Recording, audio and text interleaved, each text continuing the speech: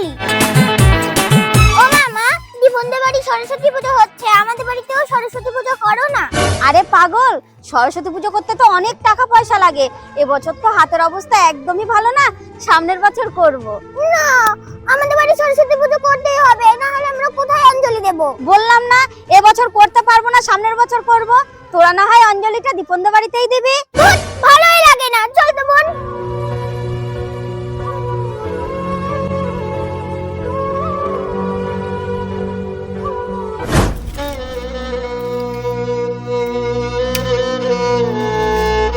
ও, তুমি কাজের থেকে চলে এসছো?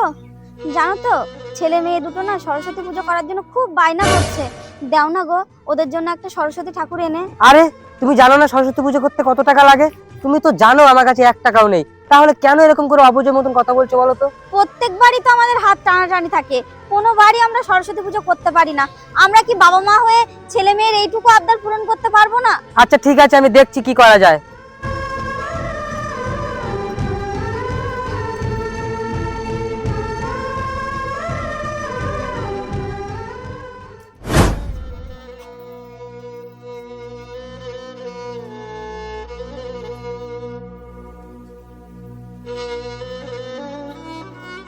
আরে তুমি চলে এসছো, দাঁড়াও তুমি এখানে বসো, আমি তোমার জন্য জল নিয়ে আসি।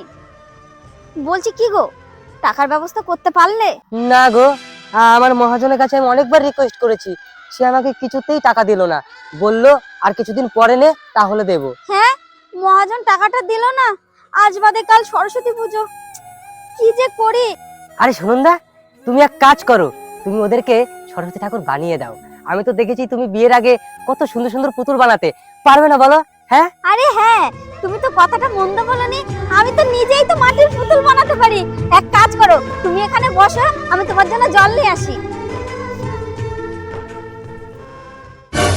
বাবা, ও বাবা, মা বলছে সরস্বতী পুজো করবে না, তুমি করবা? হ্যাঁ রে মা, আমরা সরস্বতী পুজো করব। কি বাবা, আমাদের বাড়িতে সরস্বতী পুজো হবে? চল মাহি, আমরা সবাইকে বলে আসি। দেখেছেন তো বন্ধুরা, আমাদের মতন গরিব মানুষের বাচ্চারা অল্পতেই খুশি হয়ে যায়। ভিডিওটি ভালো লাগলে শেয়ার করে দেবেন। ধন্যবাদ সকলকে।